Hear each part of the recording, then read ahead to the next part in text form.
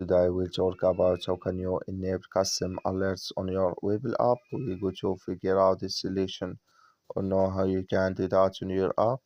So you just follow this ways and it's going to work with you. All you have to do, you just go down, click your menu down here, just click on it. So then it's going to take you to your profile. It's going to show for you like this.